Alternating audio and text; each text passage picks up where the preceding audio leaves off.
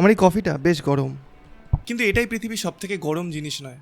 তাহলে সব থেকে গরম জিনিস কি? আমরা জানি একটা অ্যাবসলিউট জিরো টেম্পারেচার আছে যার থেকে কম তাপমাত্রা আর হতে পারে না, কিন্তু এরকম কোনো তাপমাত্রা আছে যার থেকে বেশি আর কোনো তাপমাত্রা হতে পারে না? মানুষের শরীর দিয়ে শুরু করা যাক। আমাদের শরীরের গড় তাপমাত্রা 37 ডিগ্রি সেলসিয়াস বা 98.6 ডিগ্রি ফারেনহাইট। কিন্তু এটা গড় তাপমাত্রা, এটা সবসময় একই রকম থাকে না, এটাও একটা সাইকেলের মধ্যে দিয়ে যায়। যদি আমরা রাতে ঘুমাই তাহলে ভোর 4টে নাগাদ আমাদের শরীরের তাপমাত্রা সব থেকে কম থাকে, আর সন্ধ্যে 7টা নাগাদ আমাদের শরীরের তাপমাত্রা সব থেকে বেশি থাকে।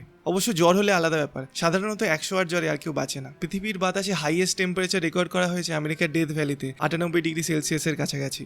চায়ের জল ফোটাতে 100 ডিগ্রি সেলসিয়াস তাপমাত্রার প্রয়োজন হয়, আর কেক বানানোর আদর্শ তাপমাত্রা হচ্ছে 175 ডিগ্রি সেলসিয়াস। ম্যাগমা যখন মাটির নিচ থেকে লাভা হয়ে ওপরে বেরিয়ে আসে তখন সেটা তাপমাত্রা থাকে প্রায় 1000 ডিগ্রি সেলসিয়াস। কিন্তু ইউটিউবে এরকম আমরা অনেক ভিডিও দেখেছি যে একটা লেন্সের সাহায্যে সূর্যরশ্মিকে ফোকাস করে একটা পাথরের উপর ফেলে সেটাকে গলিয়ে পুরো লাভায় পরিণত করে দিচ্ছে। তাহলে ভাবো সূর্যের তাপমাত্রা কত।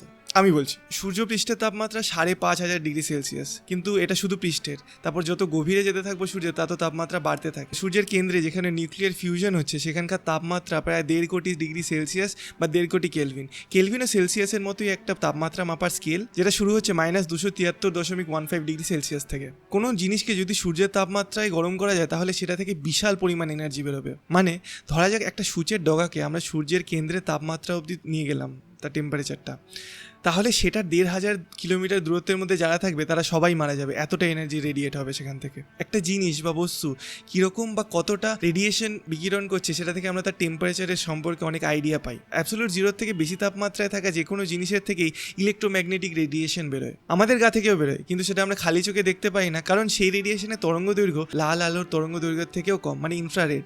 সেই জন্য খালি চোখে না দেখতে পারলেও ইনফ্রারেড ক্যামেরায় আমাদের শরীরের এই রেডিয়েশন ধরা পড়ে। কোনো কিছু রেডিয়েশন খালি চোখে দেখা যাওয়ার জন্য তাকে 798 কেলভিন অবধি তাপমাত্রায় নিয়ে যেতে হবে, এটাকে ড্রেপার পয়েন্ট বলে। কোনো কিছুর তাপমাত্রা যত বাড়তে থাকে সেটা থেকে যেই বিকিরণ হয় তার তরঙ্গ দৈর্ঘ্য তত কমতে থাকে। প্রথমে রেডিও ওয়েভ, তারপর microwave, infrared, visible light, ultraviolet, X ray এবং শেষে গামারে। সূর্যের কেন্দ্রে এই গামারে বিকিরণ হয়। সূর্যের কেন্দ্রে পদার্থ তার চতুর্থ অবস্থায় থাকে, মানে কঠিন, তরল বা বাষ্প আকারে নয়, প্লাজমা আকারে থাকে, যেখানে ইলেকট্রনগুলো নিউক্লিয়াস থেকে আলাদা হয়ে যায়। তাও সূর্য আমাদের বিশ্বের সব থেকে গরম জিনিস নয়, কারণ একটা থার্মোনিউক্লিয়ার বা হাইড্রোজেন বোমার বিস্ফোরণে প্রায় 35 কোটি কেলভিন টেম্পারেচার তৈরি হয়, তবে সেটা খুব কম সময়ের জন্যই। সূর্যের থেকে 8 গুণ বড় কোনো নক্ষত্র ঠিক মারা যাওয়ার আগে যখন সেটা নিজেই নিজের মধ্যে ধসে পড়ছে, ঠিক সেই সময় তার কেন্দ্রের তাপমাত্রা হয় 300 কোটি কেলভিন বা 3 গিগা কেলভিন। 1 টেরা কেলভিন তাপমাত্রায় ব্যাপার স্যাপার আরও অদ্ভুত হয়ে যায়। সূর্যের কেন্দ্রে যে প্লাজমার কথা বলেছিলাম সেটা এই টেম্পারেচারে শুধু ইলেকট্রনগুলোই ছিটকে যায় না, নিউক্লিয়াসের মধ্যে থাকা প্রোটন ও ইলেকট্রনগুলো ভেঙে গিয়ে কোয়ার্কস ও গ্লুয়নে পরিণত হয়। কিন্তু 1 টেরা কেলভিন ঠিক কতটা গরম? মারাত্মক রকমের গরম।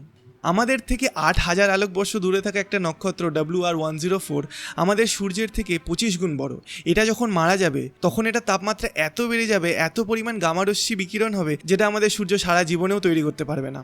এটা যদিও পৃথিবীর দিকে আসবে না, কিন্তু যদি পৃথিবীর দিকে আসতো তাহলে মাত্র 10 সেকেন্ডের মধ্যে পৃথিবীর ওজোন স্তরের 1/4 ধ্বংস হয়ে যেত, আর তার ফলে বিশাল ক্ষয়ক্ষতি হতো, অনেক লোক মারা যেত। কিন্তু আমাদের পৃথিবীতেই সুইজারল্যান্ডে আমরা এর থেকে বেশি তাপমাত্রা তৈরি করতে পেরেছি। লার্জ হ্যাড্রন কোলাইডারে বিজ্ঞানীরা প্রোটন আর নিউক্লিয়াসের সংঘর্ষ ঘটিয়ে প্রায় 2 থেকে 3 এক্সা কেলভিন তাপমাত্রা তৈরি করতে পেরেছে, তবে সেটা ক্ষণিকের জন্য এবং সেটা অল্প কয়েকটা কণার মধ্যেই সীমাবদ্ধ। একটু আগে বললাম যে কোনো জিনিসের বিকিরণ থেকে সেটার তাপমাত্রা সম্পর্কে একটা আইডিয়া করা যায়, তাই থিওরিটিক্যালি কোনো জিনিসের টেম্পারেচার যদি 1.41 × 10⁻32 কেলভিন তাপমাত্রা অবধি পৌঁছানো যায় তাহলে সেটা থেকে যে বিকিরণ হবে তার তরঙ্গের তরঙ্গ দৈর্ঘ্য হবে 1.616 × 10⁻23 ন্যানোমিটার, যেটা খুবই ছোট, এতটাই ছোট যেটা একটা স্পেশাল নাম আছে, প্লাঙ্কস ডিস্টেন্স বা প্লাঙ্কের দূরত্ব। কোয়ান্টাম মেকানিক্সের নিয়ম অনুযায়ী এর থেকে কম দূরত্ব আর হতে পারে না, কিন্তু তাহলে থিওরিটিক্যালি এর থেকে বেশি এনার্জি প্রয়োগ করলে এর থেকে কম তরঙ্গে তরঙ্গ দৈর্ঘ্য পাওয়ার কথা, কিন্তু সেটা হয় না। 1.41 × 10⁻32 কেলভিন তাপমাত্রার ওপর, মানে প্লাঙ্কের টেম্পারেচারের বেশি তাপমাত্রায় কি হবে আমরা জানি না, এটা আমাদের বর্তমান জ্ঞানের সীমা। জিনিসটা তাপমাত্রা বেড়ে যেটা হবে সেটাকে টেম্পারেচারই বলা যায় না। থিওরিটিক্যালি আমরা কত টেম্পারেচার অ্যাড করতে পারবো সেটার কোনো সীমা নেই, কিন্তু আমরা জানি না প্লাঙ্কের টেম্পারেচারের বেশি তাপমাত্রা হলে তাতে কি হবে। ক্লাসিক্যালি এত বেশি এনার্জি একটা জায়গায় জড়ো হওয়ার কারণে সেখানে একটা ব্ল্যাক হোল তৈরি হবে, আর এনার্জির কারণে তৈরি হওয়া ব্ল্যাক হোলের একটা বিশেষ নাম আছে, কুগেল ব্লিটস। জার্মান নাম, আমি জানি না, পড়ে নাও।